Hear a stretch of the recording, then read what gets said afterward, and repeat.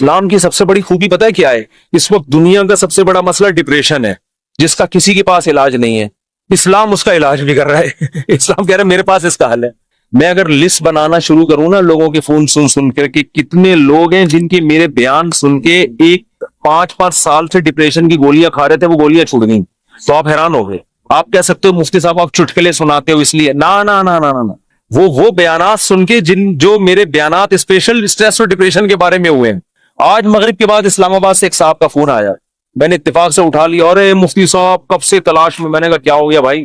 کہہ رہے ہیں بھائی میں کئی سالوں سے ڈپریشن کی گولیاں کھا رہا ہوں، میری ڈپریشن ختم نہیں ہو رہی تھی. آپ کا میں نے ایک ڈپریشن کے خلاف بیان سنا، ڈپریشن کیسے ختم کریں یہ تھا یا پتہ نہیں کیا تھا. کہہ رہے ہیں میں حیران ہوں کہ میری ڈپریشن ختم ہو گئی. اور وہ تو کہہ رہے ہیں میں نفسیاتی ڈاکٹروں سے جا کے لڑ رہا ہوں کہ یار اس مولوی کے بیان سن کے میں ٹھیک ہو گیا جو نہ ماہر نفسیات ہے نہ کوئی ڈپریشن پہ اس نے کورس کیے ہوئے ہیں، اور تمہارے گولیاں کھا کھا کے میں ٹھیک نہیں ہو رہا. تو میں نے اس سے کہا میرے بھائی یہ مولوی کا کمال بولو نہیں. ہم بھی جو خوش ہیں تو اسلام کا، ہم تو نہیں کہتے ہم سچی پکے مسلمان ہیں بھائی، ہم تو بہت ہی نالائق ہیں. ایک نسبت ہے اسلام کی طرف، وہ تسلیاں دیتا رہتا ہے. وہ کیا کرتا رہتا ہے؟ وہ تسلیاں دیتا رہتا ہے. بھائی سب سیٹ، کوئی مسئلہ نہیں، ہو جائے گی صبر، ٹھیک ہے نا. کیا مطلب؟ میری پریشانی دور ہو جائے گی، یہ مطلب کچھ اور لے کے جا رہے ہیں. ویسے میں بھی وہی مراد میں. اچھا خیر، اس کی ایک مثال دیتا ہوں میں، ایک مثال، اس سے آپ کو سمجھ میں آئے گی بات. کبھی کبھار نا مجھے جوش چڑھتا ہے تو میں فون اٹھا، بہت عرصے کے بعد میں نے فون سننا شروع کر دی ہے، لیکن پھر وہ بھی اس لیے کہ اتنی بھرمار ہو جاتی ہے نا کہ لوگوں کی ٹینشنیں سن کے آدمی بھی تھک جاتا ہے. پھر میں بند کر کے رکھ دیتا ہوں. ابھی میں بالکل موبائل لیس ہو گیا، میری زندگی سے موبائل نکل گیا. تو میں نے کہا بالکل میں ویسا ہو گیا ہوں جب نیا موبائل ایجاد ہوا تھا. صحیح ہے نا؟ اب میں نے دوبارہ تھوڑا سا پھر بند کر دوں گا. تو میں نے فون سنا تو کسی نے مجھے کال کر کے بتایا، ایک خاتون نے کہا کہ میرے ایک بچے اب بیمار پیدا ہوا معذور، دوسرا بھی اب مجھے دوبارہ ولادت ہونے والی ہے، میں اتنی ٹینشن میں ہوں کہ تیسرا معذور بچہ پیدا ہوں، اور ٹینشن سے میری حالت ایسی ہو گئی، میں گولیاں کھا رہی ہوں، یوں کر رہی ہوں، اور میں جناب وظیفے پڑھ رہی ہوں. اور پھر مجھے کہنے لگی میں نے رات کو اتنا لمبا وظیفہ پڑھ کے جب میں سوئی تو مجھے خواب آئے. میں نے کہا میں نے بہت سن لی، اب آپ خاموش ہو جائیں. وہ کہنے لگی میں رات کو سوئی، میں نے یہ والا وظیفہ ہے، مجھے ایک عامل نے بتایا، بزرگ نے بتایا یہ ہوا ہے، تو میں نے یہ والا وظیفہ، میں خواب. تو جیسے ہی خواب پہ پہنچی میں نے کہا اسٹاپ. میں نے کہا مجھے خواب نہ سنائے، آپ خوابوں کی دنیا سے باہر نکلیں. کہہ رہی مجھے کوئی وظیفہ بتا دے. میں نے کہا میں آپ کو وظیفہ بالکل بھی نہیں بتاؤں، کیونکہ آپ کو یہ والا وظیفہ پڑھنے سے یہ والا خواب آ رہا ہے، دوسرے والے وظیفے سے دوسرا والا. جو آدمی پڑھا کے جب تھکاوٹ تو عجیب پھر خواب تو آتے ہیں. میں نے کہا محترمہ آپ کا علاج صرف ایک چیز میں ہے. آپ نے یہ کیوں فرض کر لیا کہ معذور بچہ مجھے کسی قیمت پہ نہیں چاہیے؟ یہ سوچ غلط ہے، آپ خدا سے لڑ رہی ہو. سمجھ میں آ رہی ہے بات؟ اس دنیا میں آپ کی مرضی بولو نہیں، اس میں خدا کی چلے. خدا کی مرضی پہ راضی ہو جاؤ، دعا مانگو، کوئی وظیفے نہیں پڑھو، دماغ خراب ہو، خواب آ رہے ہیں جو چھوڑ دیں ان کو. حقائق کی دنیا میں آؤ، دعا مانگو، اے اللہ مجھے نیک صالح اولاد دے، گڑ گڑاؤ اللہ کے، اور اے اللہ مجھے صحت مند اولاد دے، مجھے آزمائش میں نہ ڈال. دعا گڑ گڑا کے مانگو، لیکن دل میں یہ رکھو میرا کام تھا مانگنا، ہوگا وہی جو اس کی بولو مرضی، اور جو ہوگا میرے حق میں بہتر ہو. میرا خدا میرے ساتھ غلط. میں نے کہا یہ ذہنی طور پر تیار ہو جاؤ کہ تیسرا بھی معذور ہو سکتا ہے. یہ کیا میری تو زندگی ایسی. میں نے کہا بھائی یہ زندگی کے لیے ہم پیدا ہی نہیں ہوئے ہیں. اصل ہماری کیا ہے؟ وَإِنَّ الدَّارَ الْآخِرَةَ لَهِيَ الْحَيَوَانُ. قرآن کہہ رہے ہیں اصل آخرت ہے. یہ دنیا تو مسافر خانہ ہے. وہ لانڈی جا رہے ہو، لٹک کے سفر کر رہے ہو، جگہ نہیں مل رہی، فون کر رہا ہے. W11 میں لٹک کے جا رہا ہے نا. W11 لانڈی جاتی ہے؟ کہاں جا رہی ہے آج کل؟ ٹاور تو جاتی ہے، اس سے آگے نہیں جا رہی. کیا فائدہ W11 ہم فضائل سن. ایسا نباز سے آپ W11 میں بیٹھے، جگہ نہیں ملی، لٹک کے جا رہے ہیں. آپ گانوں کی آواز آپ کو کھڑکی سے ہوتی ہوئی آ رہی ہے. W11 میں تو لوگ گانے سننے کے لیے بیٹھتے ہیں، آپ کو مزہ ہی نہیں آ رہا. اور پھر پاؤں میں کھڑے ہوئے آپ، اب آپ ادھر فون کر رہے ہیں، ادھر فون کر رہے ہیں، مفتی صاحب کوئی وظیفہ بتا دیں، سیٹ مل جائے. میں کیا بولوں گا؟ ابے بھائی ٹاور اتر جائے گی گاڑی، صبر کر لے تھوڑا سا. جو بیٹھے ہوئے وہ بھی ٹاور پہ اتریں گے، تیرا باپ بھی ٹاور پہ اترے گا. تمیز سے اگر سمجھ میں نہیں آئے گی یہ بولوں گا نا، اتر جائے گا ٹاور پہ، صبر کر لے. وہ کہہ رہے نہیں، وہ اس کھڑکی میں جو بیٹھا ہوا اتنے مزے سے وہ تو سب کچھ دیکھ رہا ہے بھائی، کھڑکی میں ہوا بھی آ رہی ہے، اس کو کرایہ میں نے بھی اتنا دیا. خدا کیا نا انصافی کر رہا ہے، اس کو کھڑکی ڈرائیور کے ساتھ بٹھا دیا اور مجھے لٹکا دیا. خدا کہے گا بھائی وہ جو وہاں بیٹھا ہوا ہے نا، تو پھر بھی 2 منٹ میں آرام سے اتر کے چلا جائے گا. وہ جو وہاں گھسا ہوا ہے اس کو نکلتے 2 دفعہ جیب کٹے گی اس کی. تو یہ ٹینشن बर्दाश्त कर लो, दुनिया क्या है, मुसाफिर खाना है।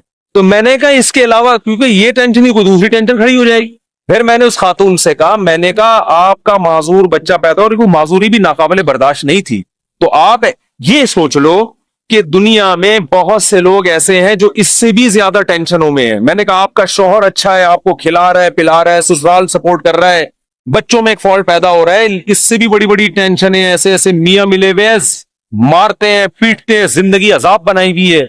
उन औरतों से पूछोगे तो वो कहेंगी अल्लाह इस शौहर से जान छुड़ा दे, बेशक माजूर बच्चा पैदा हो जाए, इस सास से जान छुड़ा दे। मैंने कहा ऐसे भी लोग हैं फुटपाथों पे पड़े हुए हैं, ऐसी औरतें भी हैं, खाने को रोटी नहीं है, वो कह रहे माजूर बच्चा पैदा हो जाए मगर इज्जत की छत मिल जाए। आपको इज्जत से छत मिली हुई है, ससुराल में इज्जत मिली हुई है, शौहर शरीफ है, शौहर खिला रहा है, पिला रहा है, एक टेंशन है। और ये टेंशन भी अल्लाह क्या कह रहा है, मैंने उनको हदीस सुनाई, मन सखीता फलाहुर रिजा, नबी ने फरमाया जब अल्लाह किसी मुश्किल में डाले फलाहुस सखत, तो जो अल्लाह से नाराज हो गया ना, अल्लाह भी उससे नाराज, और जो अल्लाह से राजी रहा, अल्लाह भी उससे राजी रहेगा। अल्लाह की रजा मिलेगी भाई। एक सहाबिया नबी की खिदमत में आई, अर्ज किया या रसूल अल्लाह मुझे दौरा पड़ता है, कोई मिर्गी का या कोई आसेब का दौरा था, क्या था, मैं जिस्म के कपड़े फाड़ देती हूँ, बिल्कुल ऐसे हो जाती हूँ और मेरी तबीयत बहुत खराब हो जाती है, आप अल्लाह से दुआ करें मेरी ये बीमारी ठीक हो जाए। तो नबी ने क्या फरमाया, फरमाया ठीक है मैं अल्लाह से दुआ करूंगा, तुम्हारी बीमारी ठीक हो जाएगी, लेकिन फिर जन्नत की गारंटी नहीं, फिर जन्नत की गारंटी नहीं है। अमल है, अच्छा अमल हुआ तो जन्नत, मीजान का तराजू भारी हो गया, नहीं हुआ तो क्या जहन्नम। लेकिन अगर तुम इस बीमारी पे सब्र करो और इस अल्लाह की तकदीर पे राजी हो जाओ, जन्नत की गारंटी। क्योंकि इस सब्र पे जो तुम्हें अजर मिलेगा ना, वो इतना भारी होगा कि अगर जिंदगी में कुछ गुनाह हुए भी तो ये नेकी उन गुनाहों को क्या करेगी, खा जाए, फिर जन्नत की गारंटी है।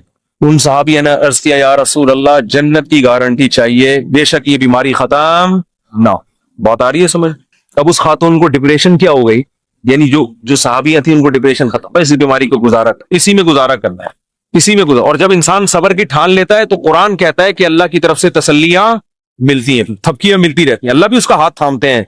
जैसे कुरान में आता है वरबतना अला कल्बिहा लौला लौला रबतना, क्या है, इन कादत लतुब्दी बिही लौला रबतना अला कल्बिहा। हजरत मूसा की माँ ने जब अपने बच्चे को, बस ये आखिरी बात करके बयान खत्म करता हूं, अपने बच्चे को संदूक में डाला ना अल्लाह के हुक्म पे, तो कुरान कह रहा है मूसा की माँ का दिल सब्र से क्या हो गया, खाली। लेकिन अल्लाह का हुक्म था इसको संदूक में डालो। अब माँ कैसे डाले भाई अपने हाथ से, और वो भी दरिया के हवाले। और कुरान कह रहा है वो संदूक गया कहाँ, फिरौन के घर में। मूसा अलैहिस्सलाम की माँ को इत्तला दे दी उनकी बेटी ने, तो फिरौन ने उठा लिया। कुरान कह रहा है क्योंकि अब अल्लाह के हुक्म पर सब कुछ हो रहा है, कुरान कह रहा है हमने मूसा के माँ का दिल को थाम लिया, रस्सियों से बांध दिया, जो लफ्जी तर्जमा होगा, बांध दिया कि ये बेसब्री ना हो जाए। इन कादत लतुब्दी बिही लौला रबतना अला कल्बिहा। कुरान कहता है मूसा की माँ ऐसी बेसब्री हुई कि करीब था कि जाके फिरौन को बता देती कि मेरा बच्चा है, मुझे दे वापस, जज्बात में आ जाती। लेकिन कुरान कह रहा है हमने मूसा की माँ के दिल को थाम लिया। क्यों, अल्लाह के हुक्म पर अमल किया ना, तो कुछ मूसा की माँ ने किया, जो नहीं हो पा रहा था वो किसने कर दिया, अल्लाह ने। तो आप मुश्किलात में जब सब्र की कोशिश करोगे, जितनी कोशिश आप कर सकते हो करो, बाकी कौन हिम्मत दे देगा, अल्लाह। हम सबको अल्लाह से दुआ मांगनी चाहिए, अल्लाह मुश्किलात से बचा। हम सब्र करने वाले लोग नहीं हैं, हम तो नालायक हैं। हम अल्लाह से खुशियां मांगते हैं, आफियत मांगते हैं, लेकिन अल्लाह ना करे कोई मुश्किल आ गई, वावेला नहीं करना भाई, यही इसी में बेहतरी है, इसी में फायदा होगा। तो मैंने उस खातून से कहा कि अल्लाह कहता है कि इस टेंशन में सब्र करो तो क्या होगा, अल्लाह राजी हो जाए, उसका बहुत अजर देगा। मैंने कहा आप कल बूढ़ी हो के आपने मर जाना है, अगर आपके 3 बच्चे बिल्कुल सेहतमंद पैदा होते हैं भाई, तो क्या मरने के बाद ही कब्र में साथ जाएंगे, कब्र में बच्चा नहीं जाएगा। माजूर बच्चों पे जो आपने सब्र किया, ये सब्र कहां जाएगा, कब्र में साथ जाएगा। सेहतमंद बच्चे हो, सब्र का मौका नहीं मिल रहा, तो बच्चे थोड़ी जाएंगे कब्र में साथ। लेकिन माजूर बच्चे हो, आपने सब्र किया, तो वो सब्र कब्र में आपके साथ जाएगा। तो फिर उन्होंने एक और सवाल किया जो मैं आप लोगों को बताना चाहता हूं। उन्होंने कहा लोग मुझे कहते हैं कि तुम कोई मनहूस हो, माज अल्लाह, नहूसत है, तुम्हारे अंदर कोई गुनाह हुआ है जिसकी सजा तुम्हें मिल रही है, माजूर बच्चे पैदा हो रहे हैं। ये लोग बड़े ताने देते हैं ना, बच्चे नहीं हो रहे तो इससे कोई गुनाह हुआ है, कोई बीमार हो गया, फालिज हो गया। अरे देखा, हम तो कहते थे बंदा ही ठीक नहीं है।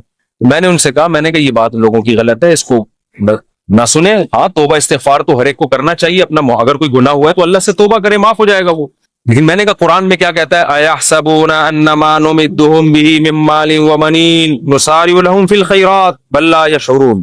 نبی کے مقابلے میں جو بڑے بڑے کفار سردار تھے نا، جو نبی کی ایک نہیں مانتے تھے، ان کو قرآن نے کہا کہ کیا یہ سمجھتے ہیں کہ ہم نے جو ان کو مال اور کثرت سے صحت مند بیٹے دیے تو کیا ہم ان سے خوش ہیں؟ فرمایا نا نا نا، ہم سے خوش نہیں ہیں. ان کو پتہ نہیں ہے ہم ان کو دنیا میں نوازنا چاہتے ہیں تاکہ آخرت میں ان کا ہمارے پاس کوئی حصہ نہ رہے. اور نبی کو وہ تانا دیتے تھے کہ تم آپ کا بیٹا نہیں ہے بھائی، نبی کو تانا دیتے تھے آپ کا بیٹا نہیں ہے کوئی، اور خود 10 11 بیٹے لے کے گھومتے تھے. میں نے کہا اگر یہ بیٹے کثرت سے ہونا اور صحت مند ہونا اس کی دلیل ہے کہ اللہ خوش ہے، اس کا مطلب اللہ ابو جہل سے بہت زیادہ خوش تھا. صحیح ہے نا؟ عتبہ ابن ولید سے اللہ بہت زیادہ خوش تھا. یہ خوشی کی دلیل نہیں. اس کا مطلب اللہ ہمارے سابق صدر تو ولی اللہ تھے، پھر تو ہمارے سابق صدر 5 سال کامیاب حکومت کر کے گئے ہیں جو نہ ایوب خان کر سکا، اور نہ کوئی اور تاریخ میں کوئی ہمارا سیاستدان جو اتنی محنت کے بعد اوپر تک پہنچا وہ بھی نہیں کر سکتا. 5 سال کامیاب ہوئے تو کیا اس کی علامت ہے کہ اللہ کے ولی ہیں؟ وہ ہے نہیں ہے تو اللہ ہی بہتر جانے، لیکن یہ اس کی علامت نہیں ہے. بہرحال تو بھائی یہ آزمائش ہے، صبر کرنا ہے. تو یہ تو اسلام ہی بتا رہے ہیں. اسلام کے علاوہ نفسیاتی ڈاکٹروں کے پاس تو اس کے علاج نہیں. اگر کوئی اچھا ڈاکٹر ہوگا تو وہ بھی قرآن و سنت ہی کا حوالہ دے گا آپ کو. دماغی بیماری ہے بھائی، گولیوں سے تھوڑی بہت کور ہو جائے گی.